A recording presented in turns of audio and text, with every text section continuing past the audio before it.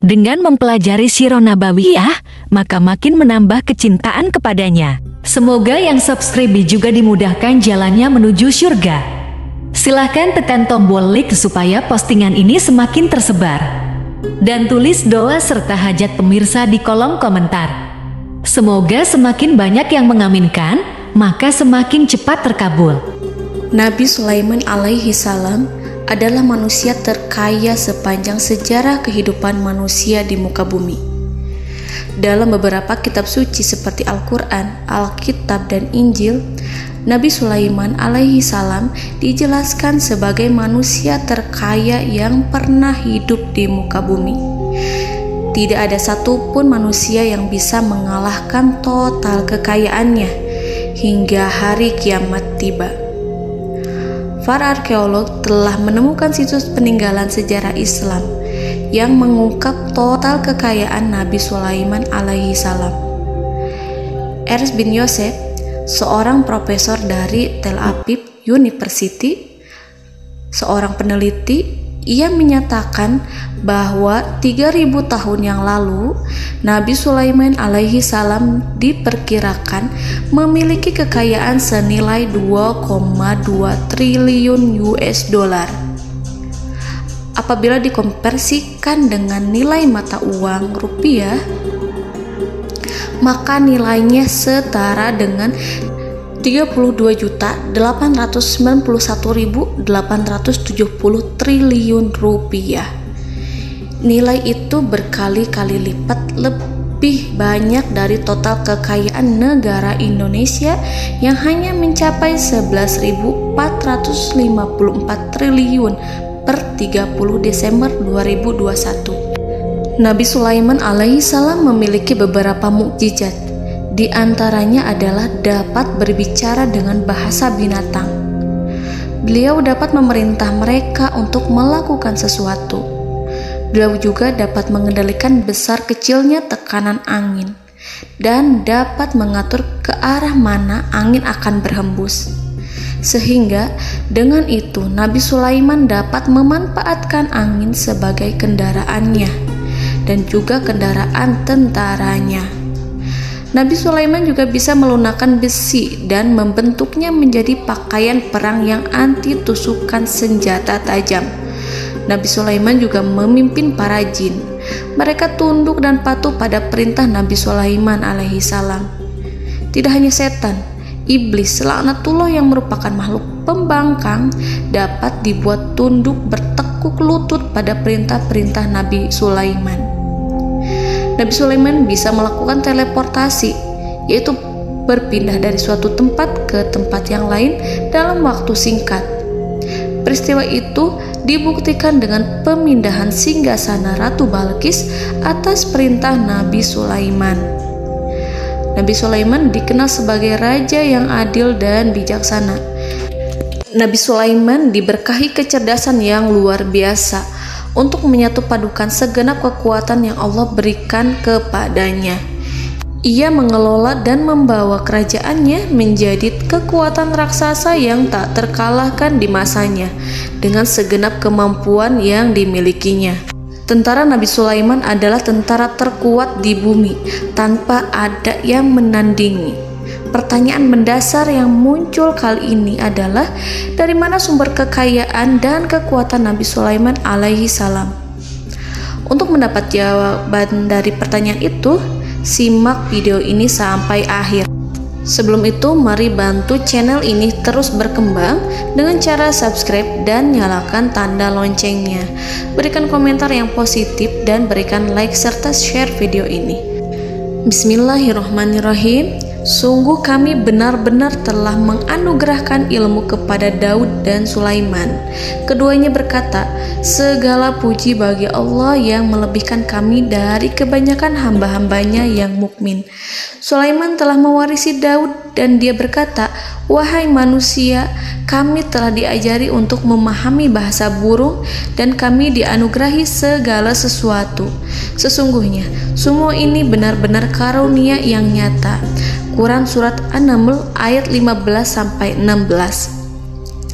Saudara-saudaraku yang dirahmati Allah, pada ayat di atas disebutkan bahwa Sulaiman telah mewarisi Daud. Nabi Sulaiman mewarisi Nabi Daud dalam sisi kenabian dan kekuasaan, bukan mewarisi harta, karena para nabi tidak mewariskan harta. Sebab sepeninggalan mereka, harta para nabi menjadi sedekah bagi orang-orang yang ada di sekitarnya, yaitu orang-orang fakir dan orang-orang yang membutuhkan. Dan harta para nabi tidak dikhususkan bagi kalangan keluarganya. Rasulullah Shallallahu Alaihi Wasallam bersabda, "Kami para nabi tidak mewariskan." Nabi Sulaiman mewarisi kenabian dari Nabi Daud. Ini adalah hal yang jelas. Allah telah memilihnya sebagai nabi dari Bani Israel. Begitu juga Allah telah memberinya kekuasaan kerajaan sehingga ia menjadi pemimpin Bani Israel. Barangkali sesuatu yang paling penting yang diwarisi oleh Nabi Sulaiman dari Nabi Daud adalah tradisi militer. Kemajuan militer yang dahsyat telah berpindah kepada Nabi Sulaiman. Nabi Daud sebenarnya adalah seorang pengembala kambing yang sangat miskin, tetapi seiring dengan perjalanan waktu, ia menjadi komandan pasukan tiada tanding. Nabi Daud alaihi salam mengetahui bahwa kekuatan hakiki yang mengatur alam semesta adalah kekuatan Allah. Ketika Nabi Daud mengulurkan tangannya dan memegang potongan batu, lalu beliau melemparkannya dengan ketepel ke arah Jalut, kepala Jalut retak dan ambruk menghantam tanah. Ini sebagai bentuk demonstrasi kekuatan darinya. Kehadiran Nabi Daud mengubah pasukan Bani Israel, di mana mereka sebelumnya lari jika berhadapan dengan musuh. Maka kini keberadaan mereka mulai diperhitungkan di masa hidupnya. Nabi Daud mengalami peperangan yang sangat banyak, tapi Al-Quran tidak menceritakan secara terperinci. Hal itu dikarenakan karena Al-Quran adalah kitab dakwah di jalan Allah, bukan kitab sejarah. Al-Quran hanya menceritakan di dalam Al-Quran surat Shad ayat 20, "Dan kami kuatkan kerajaannya, kerajaan Daud." Ayat tersebut berarti bahwa Nabi Daud belum terkalahkan dalam peperangan yang diikutinya. Di samping dukungan yang Allah berikan kepadanya, juga pasukan dan rakyatnya, di mana mereka adalah orang-orang yang bertauhid, menyerahkan diri kepada Allah. Allah Subhanahu wa Ta'ala mengajarkan kepada Nabi Daud hal-hal yang menjadikan pasukannya memiliki keistimewaan yang dengannya mereka dapat mengalahkan pasukan-pasukan lain, pasukan-pasukan besar yang ada di bumi pada saat itu. Allah Subhanahu wa Ta'ala berfirman dalam surat Saba ayat 10, "Dan kami telah melunakkan besi untuknya." Baju besi mungkin akan menjadi masalah dalam benak kita. Ketika orang-orang yang berperang, baju besi cukup mengganggu gerakan mereka. Kita bisa membayangkan ketika ada dua orang berperang, salah satu dapat bergerak bebas, sementara yang lainnya tidak leluasa bergerak karena tertahan dengan pakaiannya. Namun, dengan kekuasaan Allah, Nabi Daud dapat melunakkan besi dan membuat baju besi yang ringan, yang mudah untuk digunakan. Ini adalah kemajuan penting yang Allah berikan kepada Nabi Daud dan tentaranya.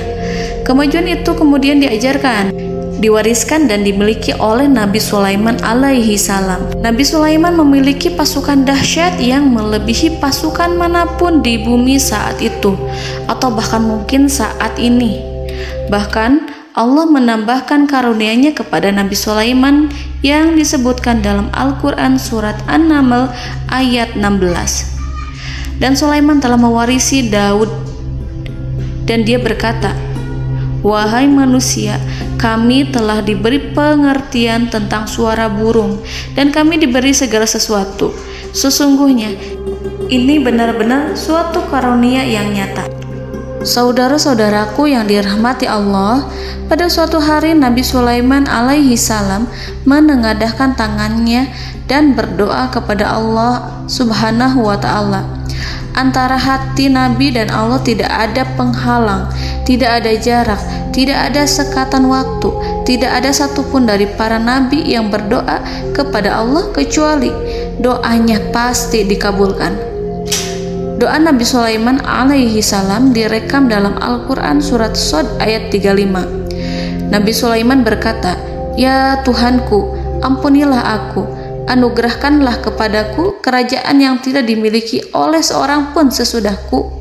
Nabi Sulaiman menginginkan dari Allah sesuatu kerajaan yang belum pernah diperoleh oleh siapapun setelahnya. Allah Subhanahu wa Ta'ala mengabulkan doa Nabi Sulaiman dan memberinya kerajaan tersebut. Nabi Sulaiman mewarisi kekuasaan, kenabian, hikmah ilmu dari Nabi Daud alaihi salam. Orang-orang menyebut Nabi Sulaiman Al-Hakim, Sulaiman yang bijaksana. Kebijaksanaannya tidak terbatas pada keadilan di tengah-tengah manusia dan juga kasih sayangnya kepada mereka. Namun, kebijaksanaan Nabi Sulaiman juga berlaku di kalangan burung dan binatang lainnya. Nabi Daud juga mengenal bahasa burung, tetapi Nabi Sulaiman dapat berbicara dengan bahasa burung. Bahkan, ia dapat menggantikannya sebagai pembantunya ketika Nabi Daud bertasbih di gunung-gunung. Dan burung-burung serta binatang-binatang buas ikut bertasbih bersamanya. Bahkan angin pun berhenti untuk mendengarkan tasbih itu. Sedangkan Nabi Sulaiman, Allah Subhanahu wa Ta'ala memberinya karunia lebih dari itu, di mana binatang-binatang buas tunduk padanya. Begitu juga angin dan burung. Saudara-saudaraku yang dirahmati Allah, Nabi Sulaiman alaihi salam mampu mendengarkan bisikan semut yang berbicara kepada sesama mereka. Bahkan, ia mampu memerintahkan semut tersebut sehingga semut itu menjadi taat pada perintahnya. Pasukan Nabi Sulaiman memiliki kekuatan yang sangat dahsyat. Belum pernah ada di dunia ini satu pasukan pun yang memiliki kekuatan seperti itu. Kekuatan Nabi Sulaiman berasal dari beberapa kombinasi yang sangat mengagumkan, sehingga karenanya ia tidak dapat tertandingi. Kekuatan itu terdiri dari manusia, binatang-binatang, jin, dan lain sebagainya. Kita mengetahui bahwa jin adalah makhluk Allah dan manusia tidak mampu melihatnya atau menghadirkannya atau meminta pertolongan kepadanya. Sedangkan Nabi Sulaiman telah diberi Allah suatu kemampuan untuk menundukkan jin, mempekerjakan mereka sebagai tentara di tengah-tengah peperangan. Bahkan ia mampu menjadikan mereka sebagai pekerja-pekerja kasar di kerajaannya saat tidak ada peperangan.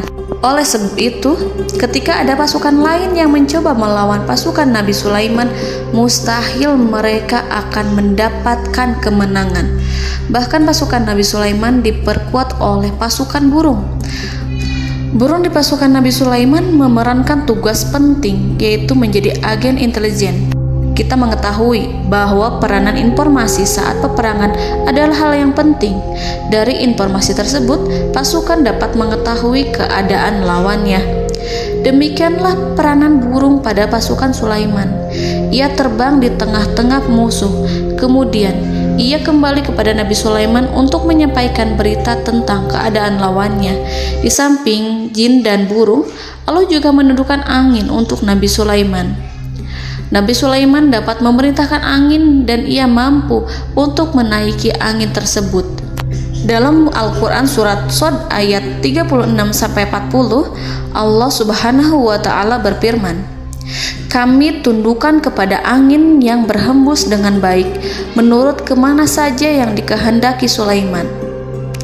Dan kami tundukkan pula kepadanya setan-setan, semuanya ahli bangunan dan penyelam, dan setan yang lain yang terikat dalam belenggu.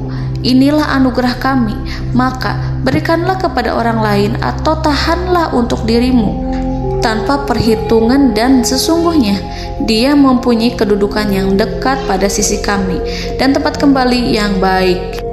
Saudara-saudaraku yang dirahmati Allah, Allah Subhanahu wa Ta'ala juga memberikan kemampuan yang tak seorang pun dari para nabi mendapatkannya, yaitu kemampuan untuk memerintah setan. Setan adalah salah satu bagian dari jin. Ia adalah kelompok yang celaka dari bangsa jin. Kelompok ini sebenarnya tidak mampu dikuasai oleh manusia, bahkan jin yang soleh tidak dapat mengatur setan. Adapun Nabi Sulaiman, Allah telah memberinya kekuasaan untuk menundukkan setan dan mempekerjakannya, bahkan mengikatnya dengan rantai serta menghukumnya jika ia menentang pada perintahnya. Setan membangun untuk Sulaiman istana-istana, patung-patung dan alat-alat perang. Bahkan setan-setan itu menyelam ke dasar lautan untuk mengeluarkan permata dan yakut untuk Sulaiman. Jika di antara setan yang menentang perintahnya, maka Nabi Sulaiman alaihi salam mengikatnya dengan rantai. Ini semua menunjukkan kekayaan Nabi Sulaiman dan kekuasaannya, di mana ia mampu mengatur banyak makhluk di bumi ini. Tentu saja, kemampuan itu semua adalah atas izin dari Allah Subhanahu wa Ta'ala sebagai mukjizat darinya. Allah Subhanahu wa Ta'ala berfirman dalam Al-Quran surat Saba ayat 12, dan sebagian dari jin adalah yang bekerja di hadapannya, di bawah kekuasaannya, dengan izin Tuhannya. Dan siapa yang menyimpang di antara mereka dari perintah kami, maka kami rasakan kepadanya azab neraka yang apinya menyala-nyala. Para jin itu membuat untuk Sulaiman apa yang dikehendakinya, dari gedung-gedung yang tinggi, patung-patung, dan piring-piring yang besarnya seperti kolam, atau periuk yang tetap berada di atas tungku. Saudara-saudaraku yang dirahmati Allah, Nabi Sulaiman yang bijaksana adalah penguasa yang tak tertandingi di muka bumi. Meskipun memperoleh nikmat-nikmat khusus yang agung itu yang Allah berikan kepada Sulaiman, beliau tetap menunjukkan dirinya sebagai manusia yang paling banyak berzikir kepada Allah dan manusia yang paling banyak bersyukur di zamannya. Saudara-saudaraku yang dirahmati Allah, sebagaimana Allah Subhanahu wa Ta'ala memberikan nikmat kepada ayahnya Nabi Daud alaihi salam, di mana ia mampu melunakkan besi dan Allah mengajarinya bagaimana cara mencairkan besi, maka Nabi Sulaiman alaihi salam dapat memanfaatkan tembaga yang cair untuk peperangan. Dan juga di saat perdamaian, pada saat peperangan, beliau mencampur tembaga dengan besi dan menjadikannya perunggu. Mereka menggunakan senjata-senjata perunggu dalam peperangan seperti pedang, baju besi, dan juga pisau. Senjata-senjata ini adalah senjata yang paling kuat pada saat itu. Sedangkan di saat damai, tembaga digunakan untuk membuat bangunan, perhiasan, dan sebagainya. Meskipun Nabi Sulaiman mendapatkan nikmat yang besar dan karunia yang khusus, Allah Subhanahu wa Ta'ala mengujinya dengan suatu ujian yang dahsyat. Ujian yang akan selalu datang kepada seorang hamba yang soleh. Ketika hamba itu mendapatkan kedudukan besar, maka ujiannya pun menjadi besar. Allah Subhanahu wa Ta'ala menguji Nabi Sulaiman dengan penyakit. Diceritakan oleh Fahru Roji, Nabi Sulaiman diuji dengan suatu penyakit yang keras, di mana kedokteran saat itu tidak dapat dan tidak mampu mengatasinya. Sakitnya Nabi Sulaiman sangat keras sehingga para dokter dari kalangan manusia ataupun jin tidak mampu menghilangkan penyakit itu. Lalu burung-burung menghadirkan rumput-rumput yang dianggapnya sebagai obat, tetapi Nabi Sulaiman tak kunjung sembuh. Semakin hari penyakit Nabi Sulaiman semakin menjadi-jadi, sehingga ketika Nabi Sulaiman duduk di atas kursi, ia duduk bagaikan tubuh tanpa roh. Seakan-akan ia mati karena saking kerasnya penyakit yang dideritanya. Sakit yang diderita oleh Nabi Sulaiman alaihi salam berlangsung sangat lama. Namun Nabi Sulaiman tidak henti-hentinya berzikir. Ia meminta kesembuhan kepada Allah serta beristighfar pada Allah dan mengungkapkan rasa cinta kepadanya. Selesailah ujian Allah terhadap hambanya Nabi Sulaiman. Beliau pun sembuh. Nabi Sulaiman merasakan kembali kesehatannya setelah ia mengetahui segala kejayaan dan segala kekuasaan serta segala kebesarannya tidak lagi mampu menghilangkan penyakit yang dideritanya kecuali jika Allah menghendaki. Saudara-saudaraku yang dirahmati Allah, Nabi Sulaiman telah membangun tempat ibadah, tempat sujud, sehingga manusia menyembah Allah di dalamnya. Orang-orang yang membangunnya berjumlah puluhan ribu orang. Tentu setiap kelompok dari mereka memiliki pekerjaan masing-masing. Di antara mereka ada yang mencairkan tembaga, di antara mereka ada yang tukang pahat, ada yang tukang ukir, ada yang membelah batu, ada yang memotong kayu, ada yang mendatangkan rumput-rumput dari Libanon, ada yang mendatangkan emas dan menjadikannya lempengan-lempengan yang mengkilat untuk menutupi kayu, serta untuk melapisi dinding-dinding. Bahkan golongan jin pun membantu membangun tempat tersebut, tentu dengan perintah dan bimbingan Nabi Sulaiman. Mereka membuat patung-patung yang besar, membuat bejana yang besar untuk tempat makan para tentara dan pekerja, yaitu bejana seperti gunung. Karena saking berat dan besarnya, mereka juga membuat tempat-tempat minum yang besarnya seperti kolam. Nabi Sulaiman mengawasi para pekerjanya dan juga mengurusi masyarakatnya, di mana beliau mengenali problem mereka dan berusaha memecahkannya. Beliau juga mengawasi pasukan dari kalangan binatang dan burung. Beliau mengetahui apabila ada satu di antara mereka yang tidak datang, kemana ia pergi, serta mengapa ia pergi. Nabi Sulaiman menguasai pengetahuan itu semua. Nabi Sulaiman bukan hanya mengetahui problem tentara-tentaranya dari kalangan manusia ataupun tentaranya dari kalangan burung, namun ia juga menunjukkan kasih sayang terhadap semut, di mana beliau mendengar bisikannya dan tidak suka untuk menginjaknya.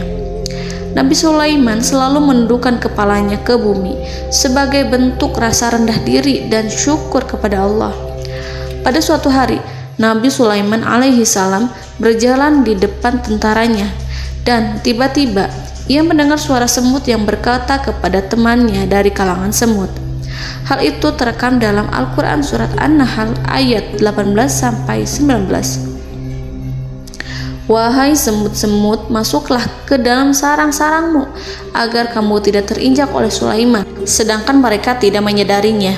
Nabi Sulaiman alaihi salam tersenyum mendengar itu dan ia berdoa, Ya Allah, ya Tuhanku, berilah aku ilham untuk tetap mensyukuri nikmat-Mu yang telah Engkau anugerahkan kepadaku dan kepada kedua orang ibu bapakku, dan untuk mengerjakan amal soleh yang Kau ridhoi, dan masukkanlah aku ke dalam rahmat-Mu, ke dalam golongan hamba-hamba-Mu yang soleh.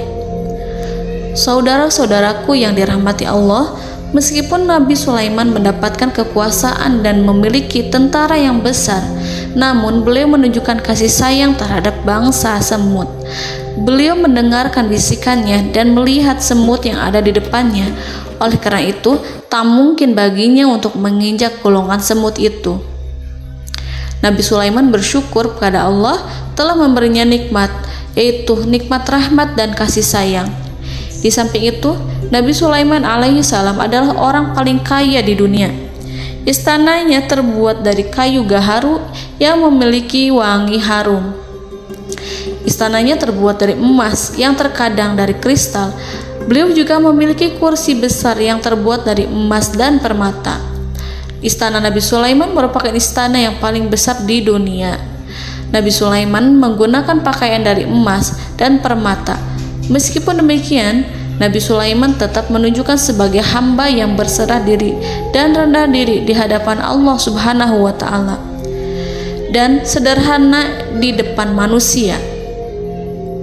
Nabi Sulaiman yang merendahkan diri di hadapan Allah, ia selalu sujud kepada Allah sebagaimana ayahnya yang selalu bertasbih pada Allah.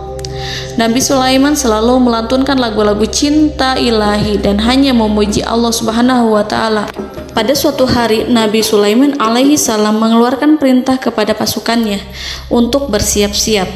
Kemudian Nabi Sulaiman keluar dan memeriksa pasukannya satu demi satu. Kelompok yang pertama adalah kelompok manusia. Nabi Sulaiman memperhatikan kesiapan mereka. Lalu Nabi Sulaiman mengeluarkan perintah-perintah kepada mereka. Kemudian Nabi Sulaiman memeriksa kelompok jin dan menyampaikan perintahnya kepada mereka. Beliau memenjarakan jin yang tampak bermalas-malasan saat bekerja. Lalu beliau memeriksa binatang dan berkata kepada mereka, apakah mereka sudah makan dengan baik? Apakah mereka tidur dengan nyenyak? Apakah ada yang mengadu pada mereka, misalkan karena penyediaan suatu ataukah karena makanan yang tidak layak? Apakah ada di sana yang sakit dan lain sebagainya? Semuanya diperiksa oleh Nabi Sulaiman. Ketika Nabi Sulaiman merasa puas dengan semuanya, Nabi Sulaiman memasuki tenda tempat berkumpulnya para burung. Nabi Sulaiman alaihissalam kemudian memasuki tenda tersebut, mengamati keadaan di sekitarnya, sehingga beliau mengetahui bahwa ada satu burung yang tidak hadir, yaitu burung hudhud. Nabi Sulaiman berkata yang diabadikan dalam Quran surat An-Naml ayat 20. Mengapa aku tidak melihat burung hudhud? Burung-burung yang lain tampak terdiam sebagai penghormatan, dan mereka mendengarkan apa yang akan dikatakan pemimpin mereka. Nabi Sulaiman mengarahkan pandangannya pada semua burung dan tidak menemukan burung hudhud di antara mereka. Tak seekor burung pun yang mengetahui keberadaannya. Burung hudhud absen pada apel wajib kali ini. Nabi Sulaiman mulai menampakkan kemarahannya. Tiba-tiba seekor burung kecil memberanikan diri untuk berkata kepada Nabi Sulaiman, "Wahai Nabi yang mulia, seharusnya hudhud ada bersamaku kemarin untuk melaksanakan tugas penyelidikan. Ia adalah pemimpin misi, namun burung hudhud belum datang. Oleh karena itu aku tidak pergi bersamanya." Burung itu tampak gemetar. Nabi Sulaiman mengetahui bahwa hudhud tidak hadir dan tak seorang pun mengetahui kemana ia pergi. Burung hudhud pergi tanpa izin terlebih dahulu. Dalam keadaan marah, Nabi Sulaiman berkata, "Sungguh aku benar-benar akan mengazabnya dengan azab yang sangat keras atau benar-benar menyembelihnya, kecuali jika ia benar-benar datang kepadaku dengan alasan yang jelas." Kawanan burung-burung yang mengetahui bahwa Nabi Sulaiman sedang marah dan telah menetapkan untuk menyiksa burung hudhud atau menyembelihnya atau justru memaafkannya dengan syarat ia datang dengan membawa alasan yang dapat menyelamatkannya, atau dengan kata lain, burung hudhud dapat memastikan bahwa ia melaksanakan tugas yang penting. Nabi Sulaiman menunjukkan kemarahan yang besar sehingga siapapun akan merasa takut kepada Nabi Sulaiman yang marah. Seekor burung tampak gemetar, ketakutan melihat kemarahan Nabi Sulaiman. Lalu beliau mengulurkan tangannya ke burung itu dan memegang-megang kepalanya, sehingga burung itu pun merasa tenang dan rasa takutnya hilang. Nabi Sulaiman kemudian pergi dari tempat burung tersebut. Nabi Sulaiman masih memikirkan keadaan burung hudhud. Seharusnya burung hudhud menjadi bagian penting dari badan intelijen. Apakah ia pergi untuk menyingkap suatu, atau apakah ia pergi hanya untuk bermain-main? Nabi Sulaiman telah memperhatikan dan mengetahui bahwa burung hudhud adalah seekor burung yang cerdik dan juga fasih berbicara. Terkadang Nabi Sulaiman mendapati burung hudhud sedang bermain-main dan menunda-nunda pekerjaannya. Namun ketika Nabi Sulaiman melihatnya, burung hudhud memahami bahwa perbuatannya tidak benar. Oleh karena itu, ia tidak boleh menyampur adukan antara waktu serius dan waktu bermain. Tidak lama setelah itu, burung hudhud tiba di tempat para burung. Burung-burung yang lain berkata kepadanya, "Wahai hudhud, pergilah engkau ke tempat Nabi Sulaiman. Jika ia mengetahui bahwa engkau telah sampai, jiwamu benar-benar terancam." Mendengar itu, burung hudhud segera beranjak. Ia terbang menemui Nabi Sulaiman. Pada waktu itu, Nabi Sulaiman sedang duduk bersama tentaranya yang lain. Burung hudhud berdiri. Ia telah merencanakan untuk memulai pembicaraan dengan Nabi Sulaiman sebelum Nabi Sulaiman bertanya kepadanya kemana dia pergi. Ini sebagai bukti bahwa hudhud telah melaksanakan suatu tugas yang penting. Dalam surat An-Nahl ayat 22, burung hudhud, "Aku telah mengetahui sesuatu yang kamu belum mengetahuinya, dan kubawa kepadamu dari negeri Saba suatu berita penting yang diyakini." Seakan-akan burung hudhud hendak berkata, "Aku adalah hudhud yang miskin, tapi Aku mengetahui apa yang tidak engkau ketahui, dan aku telah datang kepadamu dari kerajaan Saba dengan membawa berita yang sangat penting. Nabi Sulaiman tampak terdiam menunggu Hudhud menyelesaikan kisahnya. Dalam surat An-Naml ayat 23-24, burung Hudhud berkata, "Sesungguhnya aku menjumpai seorang wanita yang memerintah mereka. Dia dianugerahi segala sesuatu serta mempunyai singgasana yang besar. Aku mendapati dia dan kaumnya menyembah matahari selain Allah. Dan setan-setan telah menjadikan mereka memandang indah perbuatan-perbuatan mereka, lalu menghalangi mereka dari jalan Allah, sehingga mereka tidak mendapat petunjuk." Burung Hudhud diam. Nabi Sulaiman merasa bahwa Hudhud menunjukkan kepasihan lisannya. Nabi Sulaiman berkata dalam Quran surat An-Nahl ayat 27 sambil menunjukkan senyum manisnya. Nabi Sulaiman berkata, "Akan kami lihat apakah kamu benar wahai Hudhud, ataukah kamu termasuk orang-orang yang berdusta." Seakan-akan burung Hudhud ingin mengatakan, "Aku tidak berbohong, wahai Nabi yang mulia." Namun diamnya Sulaiman membuat takut sehingga burung Hudhud terdiam. Nabi Sulaiman terdiam karena berpikir, lalu ia memutuskan sesuatu setelah itu. Beliau melihat kepada lainnya dan meminta secari kertas dan pena. Nabi Sulaiman menulis surat yang singkat dan menyerahkan kepada Hudhud serta memerintahkan kepadanya seperti yang dikatakan dalam Quran surat An-Nahl ayat 28. "Pergilah dengan membawa suratku ini, lalu jatuhkanlah kepada mereka, kemudian berpalinglah dari mereka. Lalu perhatikanlah apa yang mereka bicarakan." Al-Quranul Karim hanya menceritakan dalam Al-Quran surat An-Naml bagaimana perginya Hudhud dan bagaimana ia menyerahkan surat itu. Lalu Al-Quran langsung menyebut keadaan kerajaan Balqis yang saat itu sedang membaca surat di depan para pembesar kerajaan dan para menterinya. Dalam Quran surat An-Naml ayat 29-31, berkatalah Balqis, "Wahai pembesar-pembesar, sesungguhnya telah dijatuhkan kepadaku sebuah surat yang mulia. Sesungguhnya surat ini dari Sulaiman, dan sesungguhnya isinya dengan menyebut nama Allah yang Maha Pengasih lagi Maha Penyayang, bahwa janganlah kalian berlaku sombong terhadapku dan datanglah kepadaku sebagai orang-orang yang berserah diri." Saudara-saudaraku yang dirahmati Allah, dalam surat tersebut Nabi Sulaiman menyebutkan supaya mereka menyerahkan diri dan tunduk kepada perintah Nabi Sulaiman. Nabi Sulaiman memerintahkan agar mereka meninggalkan penyembahan terhadap matahari. Nabi Sulaiman tidak mempersoalkan akidah mereka dan tidak memuaskan mereka dengan apapun. Nabi Sulaiman hanya memerintahkan bahwa ia berada di atas kebenaran. Bukankah ia didukung kekuatan yang berlandaskan keyakinan yang dimilikinya? Nabi Sulaiman hanya memerintahkan mereka agar tunduk dan patuh kepadanya. Ratu Sabak menyampaikan surat tersebut di tengah-tengah kaumnya. Dalam Quran surat An-Naml ayat 32 dijelaskan, "Dan berkatalah Balqis, wahai para pembesar, berilah aku pertimbangan dalam urusanku ini. Aku tidak pernah memutuskan sesuatu persoalan sebelum kamu berada dalam majelisku." Saudara-saudaraku yang dirahmati Allah, para pembesar istana Balqis menentang surat tersebut. Isi surat itu membangkitkan kesombongan kaum Saba, di mana mereka merasa lebih kuat. Mereka mengetahui bahwa di sana ada seorang yang mencoba menentang mereka dan mengisyaratkan peperangan kepada mereka. Lalu ia meminta kepada mereka untuk memenuhi syarat-syaratnya sebelum terjadinya peperangan dan kekalahan.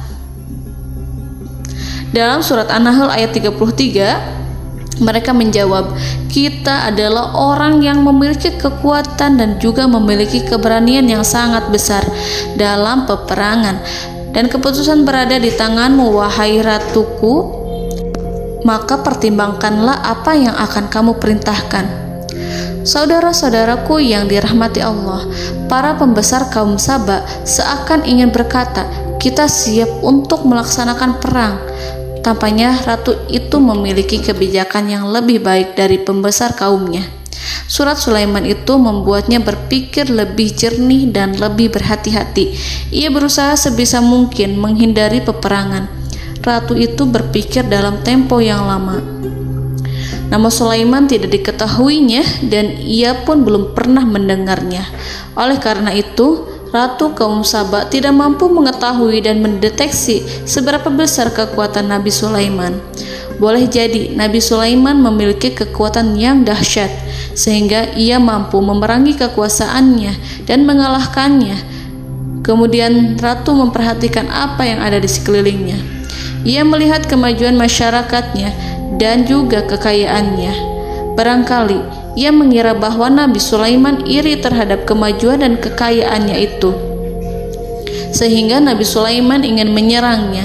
Setelah mempertimbangkan isi surat Nabi Sulaiman dengan cermat, Ratu Saba memilih untuk tidak bersikap ceroboh dan bodoh. Ratu lebih suka untuk menggunakan bahasa kelembutan. Ia mengirim kepada Nabi Sulaiman suatu hadiah yang besar. Ratu mengira bahwa Nabi Sulaiman seorang yang ambisius, yang boleh jadi ia telah mendengar tentang kekayaan kerajaan Saba. Para utusan pergi dengan membawa hadiah dari Ratu Saba. Ratu berharap agar mereka dapat memasuki kerajaan Nabi Sulaiman dan akan mengetahui kondisi kerajaannya. Saat mereka pulang, Ratu ingin mendengar secara langsung dari mereka tentang bagaimana keadaan kaum Nabi Sulaiman dan pasukannya. Setelah mendapatkan informasi yang cukup, maka Ratu Balqis dapat membuat sesuatu keputusan yang tepat. Ratu menyembunyikan apa yang terlintas dalam pikirannya, lalu ia berbicara kepada pembesar istananya bahwa ia dapat menyingkap niat jahat Raja Sulaiman melalui cara mengirimkan hadiah kepadanya. Ratu lebih memilih cara tersebut dan menunggu reaksi dari Nabi Sulaiman. Ratu berhasil memuaskan para pembesar istana, dan untuk sementara ia menghilangkan ide untuk berperang. Karena para raja jika menyerang suatu desa, maka pemimpin desa tersebut adalah orang yang paling banyak mendapatkan kehinaan. Akhirnya, para pembesar kaumnya merasa puas dengan pikiran Ratu Balqis. Saudara-saudaraku yang dirahmati Allah, dalam surat An-Naml ayat 34-35 dijelaskan, Ratu Balqis berkata, "Sesungguhnya raja-raja apabila memasuki suatu negeri, niscaya mereka akan membinasakannya dan menjadikan penduduknya yang mulia menjadi hina, dan demikian pula lah yang akan mereka perbuat. Dan sesungguhnya aku akan mengirim utusan kepada mereka dengan membawa hadiah, dan aku akan menunggu apa yang akan dibawa kembali oleh utusan itu." Kemudian sampailah hadiah dari Ratu Balqis kepada Nabi Sulaiman. Para intelijen Nabi Sulaiman memberitahunya bahwa utusan Balqis datang dengan membawa hadiah. Nabi Sulaiman langsung mengetahui bahwa Ratu Balqis itu sengaja mengirim orang-orangnya untuk mengetahui atau untuk mendapatkan informasi tentang kekuatannya. Lalu setelah itu ia akan mengambil keputusan atau mengambil sikap kepada kerajaan Sulaiman. Nabi Sulaiman segera memanggil semua pasukannya untuk berkumpul. Utusan Balqis segera memasuki istana Nabi yang dipenuhi dengan pasukan yang besar bersenjata. Melihat itu, utusan Ratu Balqis tercengang dan terkejut ketika mereka melihat kekayaan yang mereka bawa tidak ada apa-apanya dibandingkan dengan kerajaan Nabi Sulaiman. Hadiah mereka tampak tidak berarti. Emas yang mereka bawa tampak tidak memiliki makna saat mereka memasuki istana Nabi Sulaiman yang terbuat dari kayu-kayu pohon gaharu yang mengeluarkan bau yang harum serta dihiasi dengan emas permata. Para utusan Ratu Balqis berdiri bersama Nabi Sulaiman dan menyaksikan bagaimana Nabi Sulaiman mengendalikan pasukannya. Kemudian mereka mulai berpikir tentang kekuatan dan kualitas pasukan Nabi Sulaiman. Betapa kagetnya mereka ketika melihat di tengah-tengah pasukan itu terdapat singa, burung, dan tentara dari kalangan manusia yang mampu terbang. Mereka pun sadar bahwa mereka di hadapan pasukan yang tiada tandingannya. Selesailah demonstrasi pasukan Nabi Sulaiman. Kemudian para utusan ratu dipersilahkan maju ke tempat hidangan makanan. Para utusan itu sangat terkejut ketika melihat berbagai macam makanan dari penjuru dunia ada di depannya. Dan di antara makanan itu terdapat pula makanan yang biasa ditemukan di negeri mereka. Tetapi mereka melihat bahwa makanan itu memiliki rasa yang lebih istimewa. Selain itu, piring-piring yang ada di depan mereka dan dijadikan tempat makan tersebut terbuat dari emas, dan mereka dilayani oleh laki-laki yang berhias dengan emas. Di meja makan itu terdapat burung, ikan laut, dan berbagai macam daging yang mereka tidak mampu lagi membedakan daging apa itu. Nabi Sulaiman tidak makan bersama mereka, tapi beliau makan dengan menggunakan piring yang terbuat dari kayu. Beliau memakan roti yang kering yang dicampur dengan minyak. Inilah makanan yang dipilih Nabi Sulaiman. Makan bersama mereka dalam keadaan diam, mereka merasa kehadiran Nabi Sulaiman menciptakan suatu wibawa yang luar biasa. Selesai perjamuan itu, lalu dengan sangat malu mereka menyerahkan hadiah dari Ratu Balqis kepada Nabi Sulaiman. Hadiah itu berupa emas yang bagi mereka hadiah itu sangat bernilai tinggi. Tapi di sini hadiah itu tampak kecil di hadapan kekayaan-kekayaan Nabi Sulaiman yang sangat mengagumkan. Nabi Sulaiman memperhatikan hadiah dari Ratu Balqis itu dan berkata dalam Quran surat An-Naml ayat 36. Maka tatkala utusan itu sampai pada Sulaiman, Sulaiman berkata, "Apakah patut kamu menolong aku dengan harta? Maka apa yang diberikan Allah kepadaku lebih baik daripada apa yang diberikannya kepadamu. Tetapi kamu merasa bangga dengan hadiahmu." Saudara-saudaraku, Raja Sulaiman menyingkap dengan kata-katanya yang singkat. Itu penolakannya terhadap hadiah mereka. Ia memberitahu utusan itu bahwa ia tidak menerima hadiah tersebut.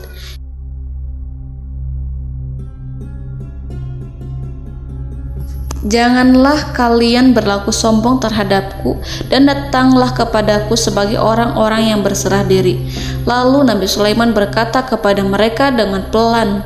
Hal itu diabadikan dalam Quran surat An-Naml ayat 37. Kembalilah kepada mereka, sungguh kami akan mendatangi mereka dengan bala tentara yang mereka tidak kuasa melawannya, dan pasti kami akan mengusir mereka dari negeri itu, yaitu negeri Saba, dengan terhina, dan mereka akan menjadi tawanan-tawanan yang hina.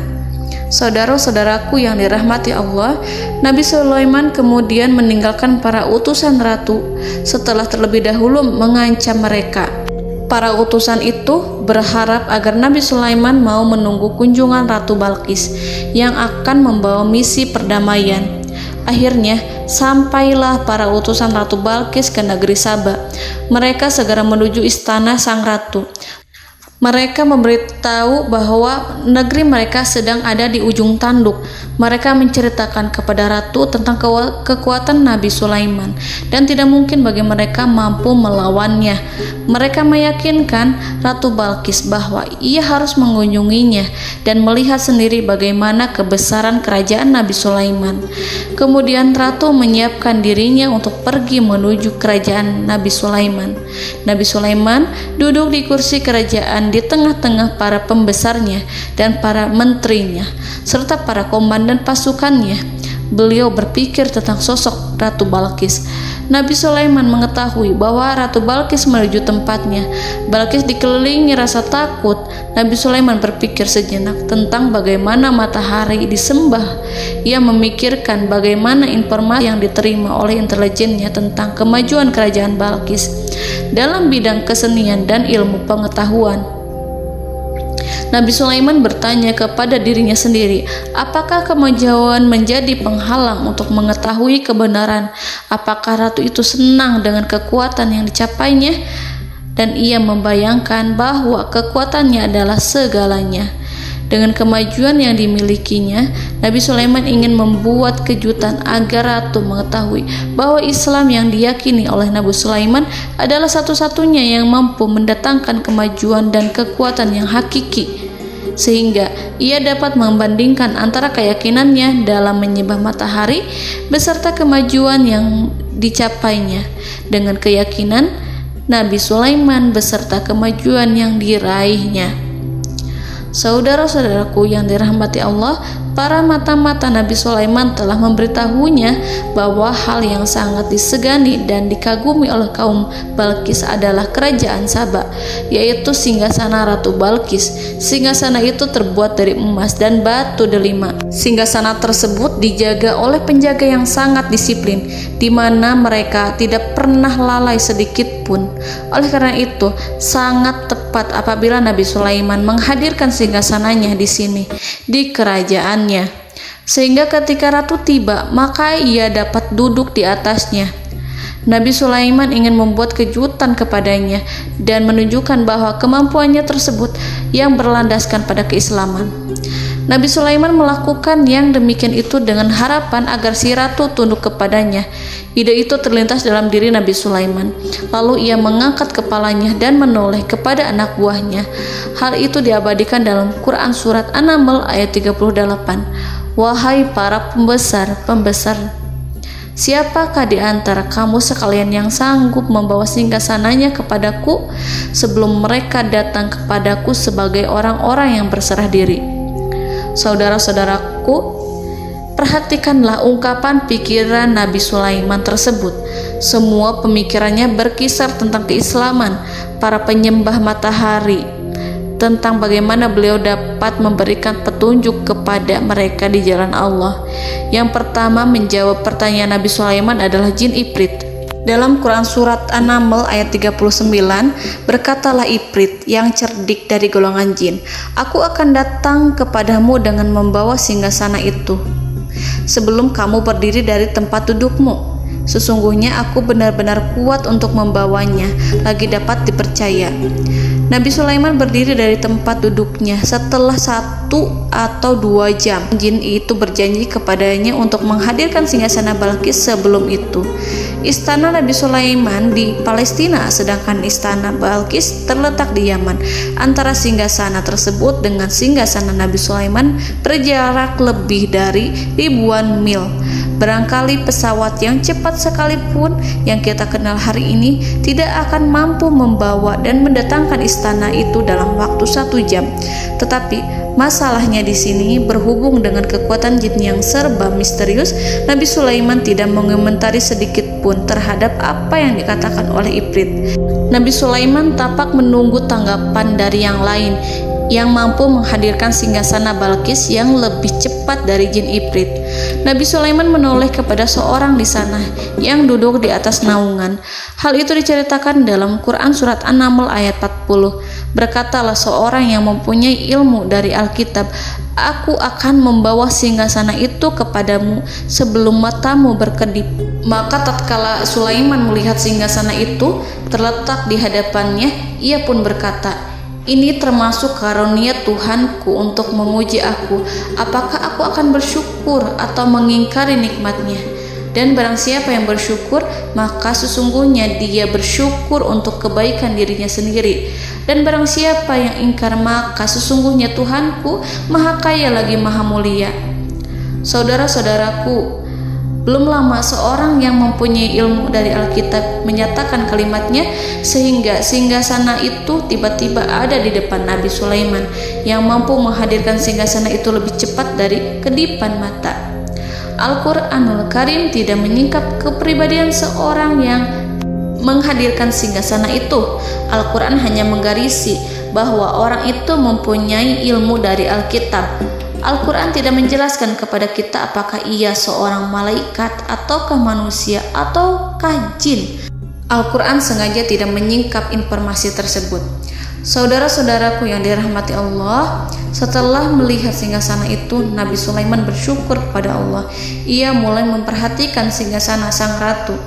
Singgasana tersebut merupakan simbol pembangunan dan juga kemajuan, tetapi tampaknya ia hanya sesuatu yang biasa saja jika dibandingkan dengan kekuasaan dan kebesaran ciptaan yang dibuat oleh manusia dan jin di kalangan istana Nabi Sulaiman.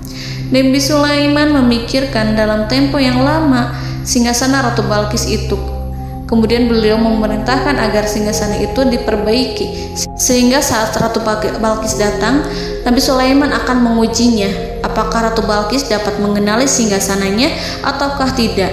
Dalam Al-Quran surat An-Naml ayat 41, Nabi Sulaiman berkata, "Ubahlah baginya singgasananya, maka kita akan melihat apakah dia mengenal ataukah dia termasuk orang-orang yang tidak mengenalnya." Saudara-saudaraku yang dirahmati Allah, Nabi Sulaiman memerintahkan agar dibangun istana yang akan digunakan untuk menyambut Ratu Balqis. Nabi Sulaiman memilih tempat di laut dan ia memerintahkan agar dibangun suatu istana di mana sebagian besar terdiri dari air laut. Nabi Sulaiman memerintahkan agar lantainya itu terbuat dari kaca yang tebal dan kuat sehingga orang-orang yang berjalan di atas istana itu akan dapat melihat di bawahnya ada ikan-ikan yang berwarna-warni yang berenang-renang ke sana kemari, dan mereka akan melihat rumput-rumput laut yang bergerak-gerak. Akhirnya, selesailah pembangunan istana itu. Saking bersihnya kaca lantainya sehingga tampak di sana tidak ada kaca. Burung hudhud memberitahu Nabi Sulaiman bahwa Ratu Balqis telah sampai di dekat kerajaannya. Kemudian Ratu Balqis datang.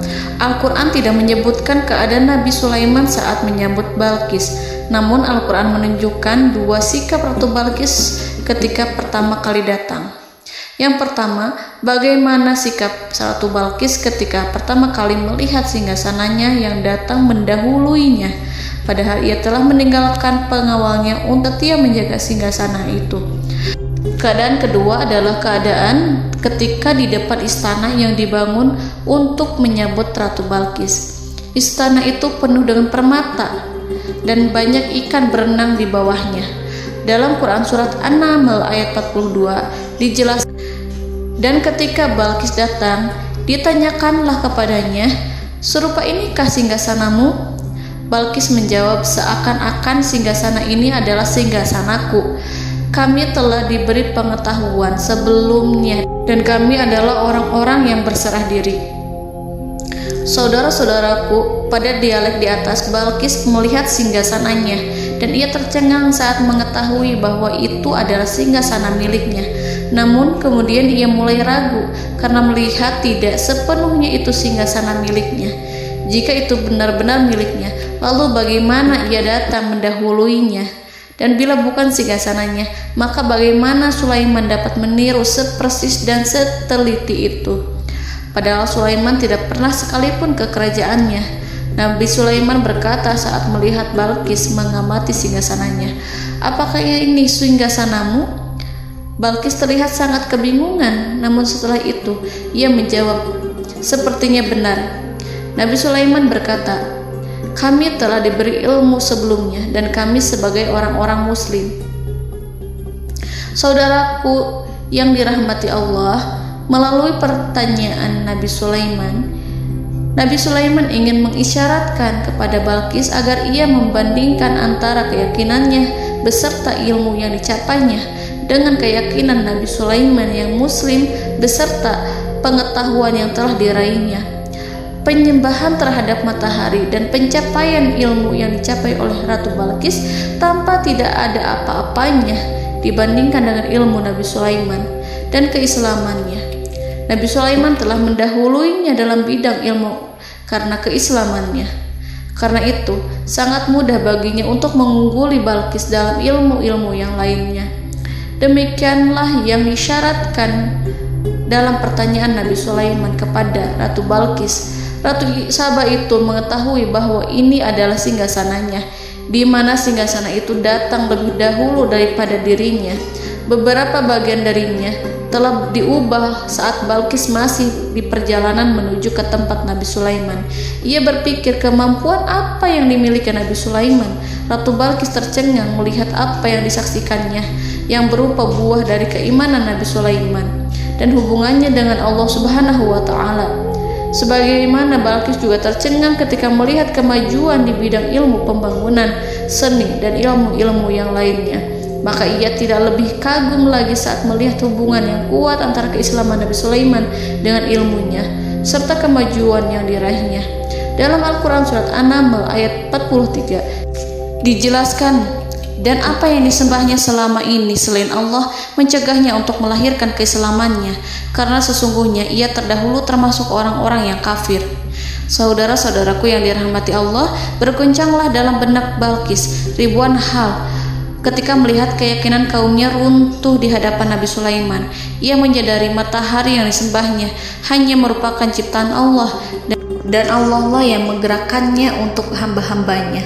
Lalu terbitlah matahari kebenaran dalam dirinya. Hatinya diterangi oleh cahaya baru yang tidak akan tenggelam seperti tenggelamnya matahari. Masa keislamannya hanya menunggu waktu. Ratu Balqis memilih waktu yang tepat untuk mengumumkan keislamannya.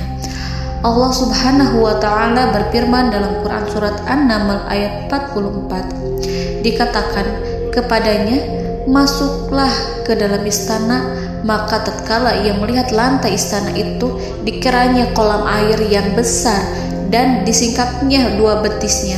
Berkatalah Sulaiman, sesungguhnya ia adalah istana licin yang terbuat dari kaca. Berkatalah Balqis, wahai Tuhanku, sesungguhnya aku telah berbuat zalim terhadap diriku, dan aku berserah diri bersama Sulaiman kepada Allah Tuhan semesta alam. Saudara-saudaraku yang dirahmati Allah, dikatakan kepada Balqis, masuklah ke dalam istana. Ketika ia masuk, maka ia tidak menyaksikan adanya kaca, tetapi ia melihat air, sehingga ia mengira akan bersinggungan dengan air. Lalu ia menyingkapkan sedikit bajunya agar bajunya itu tidak basah. Nabi Sulaiman mengingatkannya tanpa melihatnya agar ia tidak khawatir terhadap pakaiannya, karena pakaiannya tidak akan basah, sebab di sana tidak ada air. Itu sekedar kaca yang halus, yang saking halusnya sehingga ia tidak tampak. Pada kesempatan itulah Balqis mengumumkan keislamannya yang mengakui kelalimannya, dan ia menyatakan menyerahkan diri kepada Nabi Sulaiman dan kepada Allah Tuhan semesta alam. Lalu kaumnya pun mengikutinya dan mereka memeluk Islam. Balqis menyadari ia berhadapan dengan penguasa yang terbesar di bumi dan Nabi Allah yang mulia. Untuk pertama kalinya, wajah Sulaiman tampak dihiasi dengan senyuman yang menunjukkan kepuasannya sejak Balqis mengunjunginya. Demikianlah Nabi Sulaiman mewujudkan kejayaannya yang hakiki dan menyebarkan cahaya Islam di muka bumi. Saudara-saudaraku, Al-Quran tidak menyebutkan kisah Balqis setelah keislamannya. Para ahli tafsir mengatakan bahwa ia menikah dengan Nabi Sulaiman. Selain itu, ada yang mengatakan bahwa ia menikah dengan salah satu orang dekat Nabi Sulaiman. Ada juga yang mengatakan bahwa sebagian Raja Habasyah adalah keturunan dari buah perkawinan ini. Wallahu a'lam bishawab. Saudara-saudaraku yang dirahmati Allah, Nabi Sulaiman hidup di tengah-tengah kejayaan dan kemuliaan di bumi. Kemudian Allah menetapkan kematian untuknya. Sebagaimana kehidupan Sulaiman berada di puncak kemuliaan dan kejayaan yang penuh dengan keajaiban yang luar biasa, maka kematiannya pun merupakan tanda-tanda kebesaran Allah yang penuh dengan keajaiban. Demikianlah bahwa kematiannya sesuai dengan kehidupannya, sesuai dengan kejayaannya. Allah berfirman tentang kematian Sulaiman di dalam Al-Quran Surat Saba ayat 14. Maka tatkala kami telah menetapkan kematian Nabi Sulaiman, tidak ada yang menunjukkan kepada mereka kematiannya itu kecuali rayap yang memakan tongkatnya. Maka tatkala ia telah tersungkur, tahulah jin bahwa kalau sekiranya mereka mengetahui yang gaib, tentulah mereka tidak akan tetap dalam siksa yang menghinakan.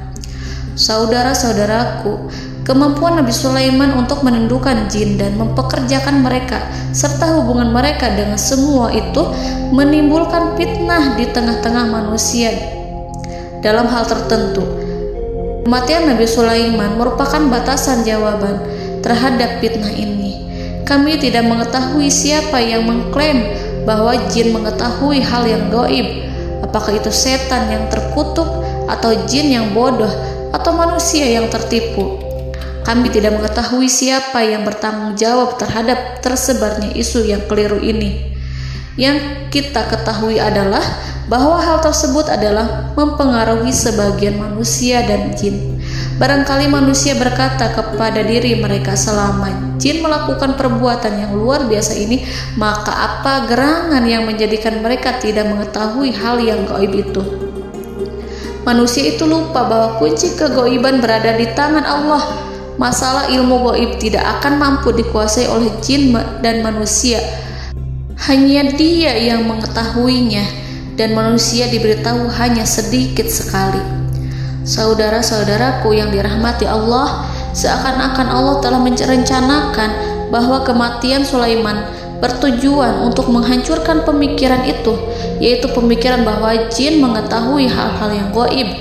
Jin bekerja untuk Nabi Sulaiman selama beliau hidup, dan tatkala beliau meninggal, maka tugas mereka menjadi bebas. Nabi Sulaiman meninggal tanpa diketahui oleh jin, sehingga mereka tetap bekerja untuk mereka, tetap mengabdi kepada Sulaiman. Seandainya mereka mengetahui hal yang gaib, niscaya mereka tidak akan meneruskan pekerjaan mereka. Saudara-saudaraku, pada suatu hari Nabi Sulaiman memasuki mihrabnya untuk itikaf ibadah dan beribadah kepada Allah.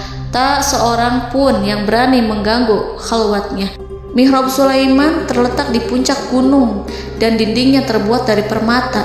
Pada suatu hari Nabi Sulaiman duduk bersandar pada tongkatnya, dan ia tampak tenggelam dalam tafakur. Beliau berzikir pada Allah hingga rasa kantuk menguasainya. Lalu setelah itu malaikat maut menemuinya. Nabi Sulaiman pun meninggal. Beliau bersandar kepada tongkatnya. Jin melihatnya dan mengira bahwa beliau sedang sholat, sehingga mereka pun terus melanjutkan pekerjaannya. Berlalulah hari demi hari yang panjang. Datanglah rayap, yaitu semut kecil yang memakan kayu. Hewan itu mulai memakan tongkat Nabi Sulaiman.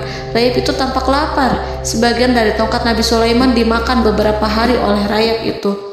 Ketika yang dimakannya semakin bertambah, maka tongkat itu pun menjadi rusak dan kemudian jatuh dari tangan Nabi Sulaiman alaihi salam. Tubuh mulia itu kehilangan keseimbangan dan kemudian jatuh terhempas di bumi. Kalau tubuh suci itu tersungkur, maka manusia segera menuju ke arahnya.